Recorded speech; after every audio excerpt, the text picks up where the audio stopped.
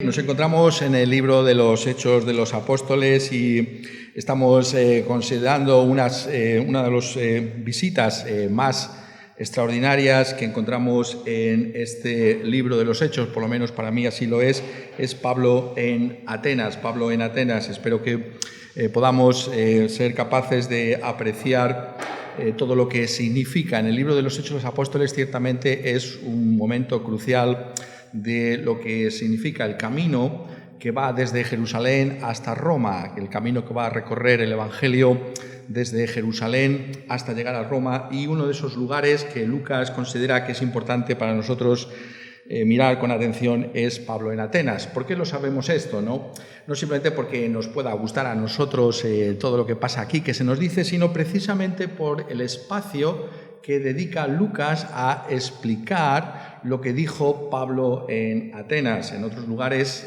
vemos como sencillamente nos dice que habló del Evangelio de nuestro Señor Jesucristo, pero si miráis con atención el libro de los Hechos de los Apóstoles, entonces veréis cómo hay sitios en particular en los que se detiene. ¿Por qué lo hace aquí en Atenas? Porque realmente se encuentra en la cuna de la cultura y filosofías griegas, y nos está mostrando que es importante que veamos cómo se ve esa confrontación del Evangelio de nuestro Señor Jesucristo en Atenas con lo que significaba esa cultura pagana y ese centro de saber y de conocimiento antiguo que representa Atenas. Y ya hemos comenzado a mirar con atención, lo hacíamos la semana pasada, lo que allí aconteció. Y en esta ocasión me gustaría que pudiéramos pensar en lo que está aquí haciendo Pablo en Atenas. Una palabra que usaríamos seguramente todos nosotros es que estaría evangelizando. Es decir, ¿qué hace Pablo en Atenas? Bueno, pues evangeliza, ¿no? Que es lo que hacemos los cristianos, evangelizamos, hablamos del Señor Jesucristo. Pero yo os sugiero que a la luz de la palabra que se usa aquí en el versículo 16 que explicábamos la semana pasada, se enardecía, tenemos que ver que lo que Pablo hace aquí es vindicar el carácter de Dios. Tenemos aquí la vindicación del carácter de Dios. Esto es lo que hace aquí el apóstol Pablo. Dejadme que lo ponga de otra manera para que lo entendamos, ¿no? ¿Por qué usaba antes la palabra evangelización? Bueno, pues la evangelización realmente es bíblica, sí está centrada en mostrar la excelencia del carácter de Dios, la gloria del carácter de Dios. ¿Qué es evangelizar? Evangelizar es llamar la atención de las personas sobre el que es sublime, sobre el más grande de todos, sobre Dios mismo. Es decir, la evangelización no tiene en primer lugar que ver con nuestros propios intereses, ¿no? Si lo puedo decir así, esa ansiedad, ¿no?, de mostrar a la gente que se está perdiendo y que viven sin Dios y sin esperanza en este mundo y que les va a ir muy mal, ¿no? El evangelismo, en primer lugar, tiene que ver con reivindicar el carácter de Dios, es decir, mostrar la gloria y la excelencia de quién es Dios. Eso es lo más importante de todo. Realmente toda la Biblia es una reivindicación del carácter de Dios. Estamos reunidos precisamente con ese propósito de darle la gloria a Él, es decir, de darnos cuenta de que ninguno hay como Él, que ninguno merece recibir alabanza, gloria y honor como Él. Y esto es fundamental, que nos demos cuenta de ello. ¿Cómo lo hace aquí el apóstol Pablo? ¿En qué sentido está vindicando? ¿En qué sentido está mostrando la excelencia de Dios y de sus caminos? Pues hay varias maneras que debemos explorar. En primer lugar, lo que vemos aquí es que esa vindicación es una vindicación verbal. Es una vindicación verbal. Es decir, es por medio de palabras que el carácter de Dios es mostrado, que la excelencia de los caminos de Dios se manifiesta aquí. Esto es muy interesante, ¿no?, como lo presenta Lucas, y para eso estamos aquí, para darnos cuenta de esos contrastes, ¿no? Hemos visto en el versículo 16 como dice que se enardecía el apóstol Pablo viendo la ciudad entregada a la idolatría. Aquí vemos que los ídolos, si me permitís que lo diga así, ¿no?, el lustre, ¿no?, que tenga un ídolo entra por los ojos. Esta ciudad está inundada de ídolos, ¿no? Hay aquí más ídolos que personas en Atenas, ¿no? ¿Y por dónde te enteras tú de lo que es un ídolo? Bueno, pues lo ves, los ojos muestran, entre comillas, la gloria de los ídolos. El oro, la plata, ¿no? El artista, ¿no? La capacidad que tiene un artesano, ¿no? Un imaginero, que se dicen ahora, para diseñar una imagen, todo eso entra por los ojos. Lucas lo que nos está intentando mostrar aquí es el contraste entre ese lustre de la idolatría y la manera en que Pablo vindica a Dios. ¿Cómo lo hace? Se nos dice aquí, notadlo bien cómo hace el contraste Lucas, así que discutía en la sinagoga con los judíos y piadosos y en la plaza cada día con los que concurrían. Tal es el énfasis que hace Pablo en hablar de Dios, vindicar a Dios por medio de las palabras, que dice en el versículo 18, curiosamente, que le identifican como qué querrá decir este palabrero. Aquí tenemos este apóstol Pablo. Pues, ¿qué se conoce a un cristiano, no? Pues un palabrero, es decir, son palabras. Lo que está haciendo es transmitir algo que es diametralmente distinto a lo que caracteriza a Atenas. Atenas está inundada, está anegada de ídolos hechos por los hombres, con las manos. Él, sin embargo, trae un mensaje que es verbal. Es un mensaje que aquí Lucas reitera que solamente tiene que ver con lo que está diciendo acerca de Dios. Y notad, como lo dice una y otra vez aquí, Lucas lo resalta, no solamente le llaman un palabrero, sino que es predicador, es un anunciador, es un pregonero, el predicador es un pregonero de nuevos dioses. Y vuelve a añadir, les predicaba el Evangelio. Está lleno de referencias a una forma de comunicación que es esencialmente verbal. Son palabras. Y por tanto hay una confrontación aquí entre el cristianismo y el paganismo que tiene que ver con dos formas de acercarnos a Dios. ¿Cómo nos acercamos a Dios? Nos acercamos a Dios por medio de imágenes que nosotros hacemos, que al final, venimos diciendo constantemente, reflejan nuestra propia imagen y semejanza, están hechas a nuestra propia imagen y semejanza, o nos acercamos a Dios por medio de la revelación que ha hecho Dios de sí mismo. Y esa revelación sabemos que es por medio de palabras. Y esto está constantemente en todo el Antiguo Testamento. ¿Cómo se reitera una y otra vez cuando Dios entrega la ley y dice, no visteis ninguna imagen? Dios nos habló por medio del fuego, ¿no? Si hay algo, entre comillas, ¿no? Hay un elemento físico, pero entre comillas, que es espiritual, es el fuego. El fuego se puede sentir su calor, se puede sentir la luz del fuego, pero si lo intentas tocar, no tiene consistencia, lo único que hace es que te quemas. Y Dios dice en el Antiguo Testamento, yo os hablé por medio del fuego. Y vemos esa polémica, si me permitís que use esa palabra, constantemente en todo el Antiguo Testamento entre la idolatría de todas las naciones de la tierra y el pueblo de Dios, que se distingue específicamente de los demás pueblos. ¿Por qué? Por esa falta de idolatría en su medio. Es decir, el Dios de la Biblia es un Dios que es conocido por medio de la revelación verbal que Él hace de sí mismo. Una revelación que ha quedado escrita en la palabra de Dios. Y por tanto, esa vindicación de Dios hoy tiene que ser también exactamente igual. Tiene que ser por medio de la palabra de la Escritura, por medio de la revelación de la Escritura. Esto es algo que, como sabéis, hemos buscado honrar en su justa medida en las iglesias evangélicas, ¿no? Y cómo nuestros lugares de reunión están ausentes, ¿no?, de esas representaciones. ¿Por qué?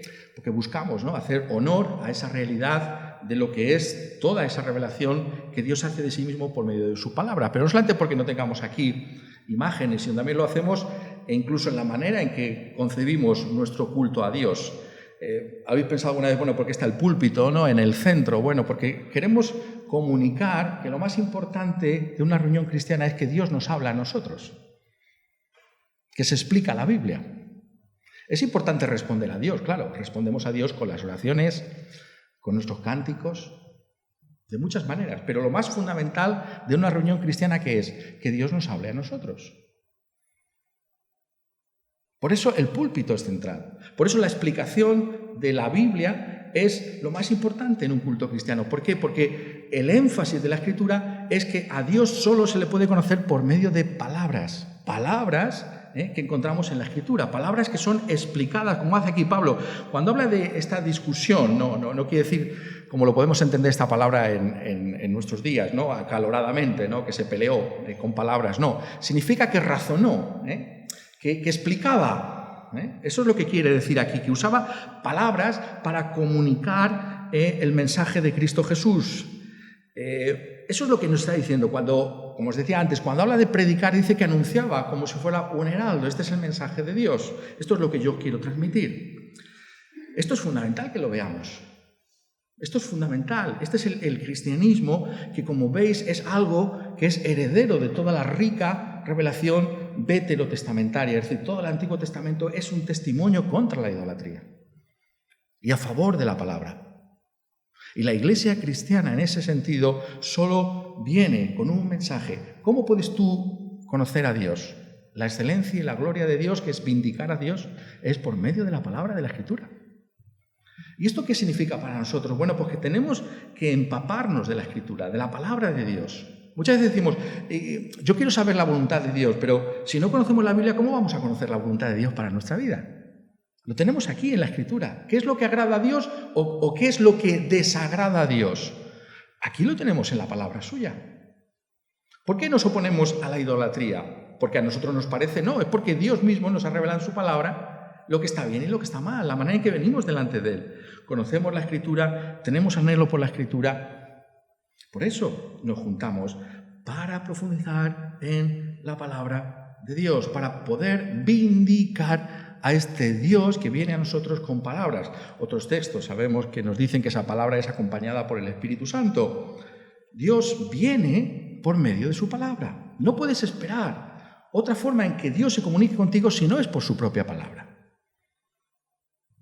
Es así como Pablo vindicó a Dios en Atenas. Pero en segundo lugar, debemos notar que esa vindicación tiene que ver con una persona, ¿no? Si os dais cuenta, aquí Lucas refleja muy bien, ¿no? el sentido de perplejidad, ¿no? de aquellos atenienses, ¿no? Porque realmente están un poco sorprendidos, ¿no? con este hombre, ¿no? Este palabrero, ¿qué querrá decir? ¿no? Y tanto es así que fíjate la confusión que tenían, que dice, parece que es un predicador de nuevos dioses, ¿no? Al principio, y esto en un sentido nos ayuda, ¿no? a los predicadores, ¿no? Porque si Pablo, con su elocuencia como apóstol, pues se podía entender que estaba hablando de dioses, ¿no? Pues nosotros, si nos equivocamos algunas veces o decimos cosas que son ininteligibles, pues nos ayuda, ¿no? Porque aquellos primeros pensaron que eran dioses. ¿Pero qué dioses? Fíjate qué curioso, que pensaban que estaba anunciando a Dios dioses. No queda muy claro en la traducción castellana, pero quiere decir esto, porque les predicaba el Evangelio de Jesús y la resurrección. Es decir, un Dios, parece que está hablando de un tal Jesús, que es un Dios que él tiene. Yo no había oído hablar de ese Jesús. Y parece que está hablando de otro Dios que se llama resurrección. Claro, ya digo, la traducción castellana no lo transmite con esa fuerza y con nuestra cultura, con nuestro bagaje cultural. Cuando oímos hablar de la resurrección, todos más o menos sabemos de lo que estamos hablando, pero para los oídos de aquellos paganos, resurrección, anastasis, suena ¿a qué? Suena a un dios, una diosa. Esto es otra cosa, ¿no? Porque notad que hemos leído que había una sinagoga de los judíos, pero en la sinagoga de los judíos se oiría hablar de Jehová, de Yahvé, pero no de Jesús. Y mucho menos se oiría hablar de la resurrección. Entonces, la vindicación que hace de Dios es una vindicación que está centrada, notadlo bien, en una persona y en algo que tiene que ver con esa persona. Es decir, tiene que ver con Jesús, con el Señor Jesús. Es decir, Dios es hoy vindicado delante de todos en una persona, en la persona del Señor Jesucristo. Es decir, la gloria, la excelencia de Dios aparece con toda claridad en Cristo Jesús y en Él solamente. y en Él solamente. ¿Por qué Cristo Jesús? ¿Por qué Jesús? Porque aquí se nos está diciendo que es ese hombre perfecto, ¿no? Cuando está hablando de Jesús, está hablando de ese Salvador y nos está diciendo que hay un ser humano que está claramente transmitiendo quién es Dios. Es tremendo, ¿verdad? Es algo extraordinario. Es el Dios hombre. En Él, cuando le contemplamos, vemos a Dios. Nuestro Señor Jesucristo una y otra vez lo dejó muy claro en el Evangelio. Es tan claro que es difícil de no darse cuenta de lo que está diciendo el Señor Jesucristo. Me resulta deleitosa, ¿no? Deliciosa también diría, ¿no? Esa conversación, ¿no? En el capítulo 14 del Evangelio de Juan, cuando Felipe le dice a Jesús, después de tantos años con él, y le dice: Señor, muéstranos al Padre y nos basta. Y es curioso esto, ¿no? Nosotros, claro, conocemos tantas cosas de la Escritura que nos llama la atención. ¿Cómo puede decir eso Felipe después de estar 3 años con Cristo? Con Jesús. Pero Jesús tiene esa tremenda paciencia con sus discípulos, con todos nosotros, y le dice: ¿tanto tiempo hace que estoy con vosotros y no me has conocido, Felipe? El que me ha visto a mí, ha visto al Padre. ¿Cómo pues dices tú, muéstranos al Padre? Si vemos a Cristo, en Cristo está Dios, es Dios hecho carne. Toda la gloria, toda la excelencia del carácter divino está en Cristo, su compasión, su misericordia. Cualquier realidad en la que podamos pensar del carácter de Dios, la santidad de Dios, todo está en Cristo Jesús. Si me has visto a mí, has visto al Padre. ¿Cómo es Dios? Mira a Jesús. Ahí le tienes. Por eso Jesús es la vindicación. El Señor Jesucristo es la vindicación de Dios. Porque en Él podemos ver cómo es Dios. En Él, de hecho, es como venimos delante de Dios. No hay otra manera en la que tú y yo podemos volver a Dios en nuestro pecado, sino es por Cristo Jesús. Él es la revelación final de Dios. No hay más revelaciones. Esto es un aspecto fundamental que se nos enseña en la Escritura y que tenemos que tener claro. El autor de la Epístola a los Hebreos, sabéis que lo considera tan importante que lo pone como el prólogo de su gran epístola, la Epístola a los Hebreos. Dios, habiendo hablado muchas veces y de muchas maneras en otros tiempos a los padres por los profetas, en estos postreros días, postre, es decir, lo último, ya no hay más días, vivimos en los días postreros, los últimos días, ya no hay más días, es decir, nosotros vivimos en los últimos tiempos. ¿Por qué? ¿Por qué son los últimos tiempos? Porque nos ha hablado en ellos por el Hijo. Por el Hijo. Y nuevamente el castellano no captura la fuerza del original griego, porque el original griego quiere decir: nos ha hablado una vez y para siempre, ya no hay más comunicación de parte de Dios. No hay más libros santos, no hay más tradiciones que se puedan añadir. Porque ha hablado una vez y para siempre. ¿Pero por qué diría eso el autor de la Epístola a los Hebreos? Porque Jesús es el que muestra claramente a Dios. Y si Dios ha venido en el Hijo, en Jesús, ¿cómo puede venir después otro profeta a enmendar la plana, si me permitís que use ese tipo de lenguaje, ¿no?, a lo que es la Biblia? No se puede. Porque hemos alcanzado el punto álgido, que es el Señor, Dios hecho carne. ¿Cómo va a venir otra revelación después que Él? Ahí se vindica el carácter de Dios en la persona del Señor Jesucristo. No hay otra vindicación más grande que esa. Porque es la que Dios mismo ha determinado. Jesús vino enviado por el Padre.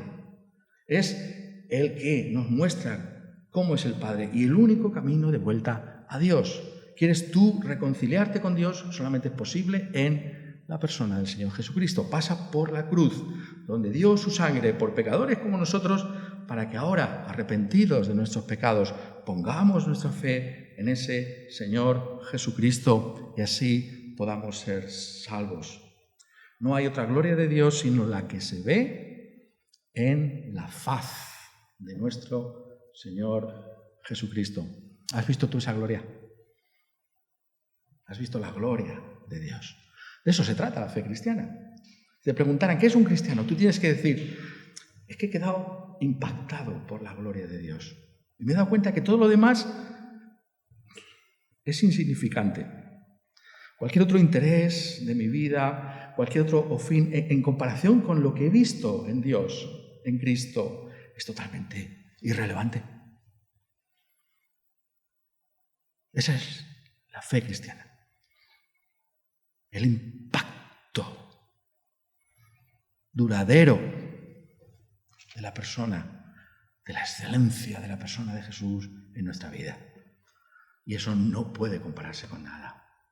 Y ese impacto, si ha empezado aquí, por muchos defectos y problemas y fracasos que atravesemos, durará por toda la eternidad.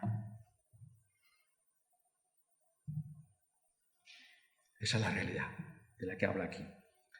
Pero notad que dice el Evangelio de Jesús y de la resurrección. Estábamos diciendo eso, que es curioso, ¿no? Que pensaran que estaba hablando de dos dioses distintos, ¿no? Luego se explica esto, pero en ese momento están oyendo de dos cosas. Pero a nosotros nos ayuda que lo entendieran así. Al final, vuelvo a ponerlo de otra manera, no sería tan mal maestro Pablo cuando por lo menos se han quedado con dos mensajes. Se han quedado con que está hablando de alguien llamado Jesús y se han quedado con que está hablando de algo que se llama resurrección. Y esto es tan interesante, por eso hemos seguido leyendo, aunque solamente nos vamos a quedar en los primeros versículos, como estáis viendo, hemos seguido leyendo hasta el versículo 31. ¿Por qué? Porque curiosamente, Pablo termina su mensaje en Atenas hablando de la resurrección de Cristo. Es decir, es como si fuera un bocadillo, ¿no? Lo que pongamos en medio, lo que podamos ver que hay entre medias, lo vamos a mirar con detalle si Dios quiere todo ese mensaje, porque es fascinante lo que Pablo, por el Espíritu Santo, enseña en Atenas. Pero, independientemente de lo que haya en el bocadillo entre medias, las dos partes, ¿no?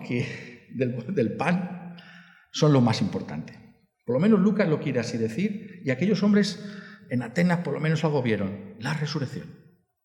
Empieza con la resurrección y termina con la resurrección. La vindicación de Dios, en tercer lugar, tiene que ver con la persona de Jesús resucitada. ¿Cuál es la piedra de toque de la fe cristiana? Que Cristo está vivo. Que el Señor Jesucristo vive. Que es alguien que ha resucitado, que se ha levantado física y corporalmente de entre los muertos. Y Pablo está diciendo, ahí está vindicado el carácter de Dios. En primer lugar, este libro de los Hechos, si alguien os pregunta, por ponerlo de esta manera, ¿no? ¿De qué va el libro de los Hechos? Tenéis que decir, pues va de una cosa muy sencilla, de Jesús y su resurrección. Porque si miráis este libro, yo espero que lo hayamos visto, lo que habéis podido estar en muchos de estos mensajes, y si no lo digo ahora para todos nosotros, realmente la vindicación de la fe cristiana aquí en Hechos tiene que ver con que Jesús está vivo. ¿Cuál es el mensaje que se transmite del primer momento? ¿Qué explica, lo pongo de otra manera, qué explica que naciera la iglesia cristiana? La única explicación histórica es que anunciaban que uno que estaba muerto está ahora vivo. Eso es el cristianismo. Y una y otra vez lo vemos. En los mensajes de Pedro, la primera parte del libro de los Hechos tiene que ver con Pedro, y la segunda parte, como estamos viendo ahora, tiene que ver con Pablo. ¿Y Pablo qué dice? Pablo, una y otra vez, donde quiera que predica, Jesús está vivo. Este mensaje estaba ya, de alguna manera, en el Antiguo Testamento. Estaba no tan claro como ha ocurrido ahora, porque, claro, Jesús ha resucitado en lo que nosotros llamamos los tiempos del Nuevo Testamento, pero de alguna manera las profecías del Antiguo Testamento apuntaban a eso, que el Mesías iba a sufrir por nuestro pecado, pero iba a resucitar de entre los muertos. Y ahí está la vindicación de Dios y de sus caminos. Es en la resurrección donde vemos la gloria de Dios en la faz del Señor Jesucristo. Esto aparece en el libro de los Hechos de los Apóstoles, como estoy diciendo, pero aparece también en las epístolas del apóstol de una manera muy especial. Aparece en la epístola a los romanos, en el capítulo 1 y el versículo 4, donde está justamente apuntando a lo que os comento, la vindicación de Cristo Jesús. Leo desde el versículo 1, Pablo, siervo de Jesucristo, llamado a ser apóstol, apartado para el Evangelio de Dios, que él había prometido antes por sus profetas en las Santas Escrituras, acerca de su Hijo, nuestro Señor Jesucristo, que era del linaje de David según la carne, que fue declarado Hijo de Dios con poder, según el Espíritu de Santidad, por la resurrección de entre los muertos. He ahí la vindicación de Cristo Jesús y de Dios mismo. Es en aquel que ha sido levantado de entre los muertos que vemos quién es el Hijo de Dios, que vemos la gloria del Hijo de Dios. Este es el mensaje que traemos, que este ha sido puesto por encima de cualquier otro, ha sido declarado Hijo de Dios con gran poder por el Espíritu Santo que le levantó de esa tumba por su resurrección de entre los muertos. Esa es la fe cristiana. Si te preguntan, ¿qué es ser cristiano? Creo en la resurrección. Creo que Cristo está vivo. Creo que Cristo ha vencido a la muerte. Y es más, creo que si Él la ha vencido, yo también la venceré. ¿Crees tú eso? Esa es la fe cristiana. Esa es nuestra gloria. ¿Y qué significa eso en términos de nuestra propia salvación? Pablo lo explica aquí. Es más importante de lo que parece esa resurrección de Cristo Jesús. Romanos 4:25, cuando habla de Jesús, el cual fue entregado por nuestras transgresiones y resucitado para nuestra justificación. ¿Qué significa eso? Que Cristo, precisamente porque está vivo de entre los muertos, Romanos 4:25, significa que nosotros ahora vamos a ser declarados justos por la fe en Cristo Jesús. Si alguien te pregunta, ¿por qué estás tan seguro de que eres salvo por la fe en Cristo Jesús? ¿No es demasiado sencillo? Bueno, es que detrás de una fe como esa hay una obra inmensa. Un Cristo muerto y resucitado. Y por eso nuestra fe, por muy frágil y pequeña que sea, nos salva. Porque depende de que Él está vivo. Si Él no estuviera vivo, tú y yo no podríamos tener seguridad de salvación. Pero precisamente porque Él está vivo, nosotros viviremos. Y esa es la gloria que tiene este mensaje, la esperanza que trae este mensaje cuando vemos a un ser querido partir.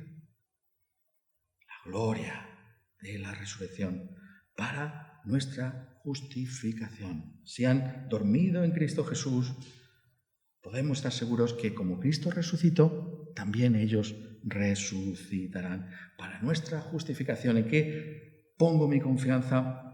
En aquel que fue entregado por mis pecados, por mis transgresiones en la cruz y ha sido resucitado para mi propia justificación. ¿Dónde está tu confianza de salvación? Confía en un Cristo que murió, pero que está ahora vivo. Que por tanto, por la fe en ese Cristo, tú también puedes ser declarado justo delante de todo el universo. Y nada ni nadie te puede arrebatar de la mano de Dios y puede oponerse a esa declaración divina de absolución. ¿Por qué? Porque Cristo, al aparecer vivo delante de Dios, como va a explicar Pablo en Romanos capítulo 8, es un testimonio delante de Dios mismo de la eficacia de su obra en la cruz. Por eso no podemos dudar, no debemos dudar, porque descansamos en un Cristo vivo. Ahí se vindica el carácter de Dios. Pero finalmente, la vindicación del carácter de Dios aparece también ahí en ese versículo 18, en lo que se comunica aquí, pero que no está tan claro tampoco muchas veces en la traducción. Cuando dice, porque les predicaba el Evangelio de Jesús de la resurrección. Ahí tenemos siempre un problema. La palabra Evangelio la hemos oído tantas veces que hasta se nos ha olvidado lo que significa a nosotros mismos. Pero la palabra Evangelio significa buenas noticias. Son buenas noticias. ¿Cuáles son las buenas noticias? Que Jesús está vivo, que Jesús es nuestro Señor y Salvador. Esas son verdaderamente buenas noticias para cualquier pecador, para cualquiera de nosotros. El Evangelio, predicaba el Evangelio. Lo que quiere decir, y esto es tan difícil de comunicarlo en el castellano, es que la predicación está indeleblemente unida con las buenas noticias, no se puede separar. No es que predique otra cosa, es que predica buenas noticias, las buenas noticias es la predicación misma. Es decir, todo este mensaje son buenas noticias. Buenas noticias. Dios tiene buenas noticias. Es decir, Dios es finalmente vindicado como el Dios bueno, como el Dios de amor. Lo pongo de otra manera. La gran mentira de Satanás es persuadirte de que en el fondo Dios no es bueno para contigo, para conmigo. Pero no. Dios es vindicado en su bondad, porque aunque nosotros no lo merezcamos, nos ha dado a un gran y glorioso Salvador en Cristo Jesús. Por gracia sois salvos por medio de la fe. ¿Lo merecemos? No. ¿Podríamos haber tomado nosotros la iniciativa para salvarnos? No. Es Dios el que viene a nosotros, es Dios el que sale a nuestro encuentro, es Dios el que nos ofrece a Cristo Jesús, es el que nos da todo. Dios en Cristo nos da la salvación, la vida eterna, paz, gozo, todo lo tenemos en Él. Esas son buenas noticias. Y ahí se vindica la bondad de Dios. ¿No lo puso acaso Satanás en el corazón de nuestros primeros padres? Con que Dios ha dicho, claro, Dios no quiere lo mejor para ti. Eso es la tentación más antigua de Satanás. Nos deja comer de ese árbol. Algo oculta, no es tan bueno como parece. Ser cristiano es descansar en la bondad de Dios. No dudes jamás de la bondad de Dios. Ese es el Evangelio. Son buenas noticias. Dios es vindicado en tu vida y en la mía cuando recibimos esas noticias sin dudar en absoluto de la verdad, de la veracidad de lo que ahí se está diciendo. ¿Has recibido tú esas buenas noticias de parte de Dios? Hay esperanza en esta vida. Hay esperanza para la venidera. ¿Lo crees? Descansas en esa bondad del carácter de Dios, porque ella aparece en Jesús, se manifiesta en su resurrección. Esta es la excelencia de la gloria de nuestro Dios. Este es el mensaje que se nos trae por palabras que apuntan a Jesús, que apuntan al Jesús vivo, que nos dicen, he aquí, las mejores noticias de todas, que Jesús está vivo, confía en Él, descansa en Él, y así Dios recibe toda la gloria. Que sea así, tu vida y la mía. Amén.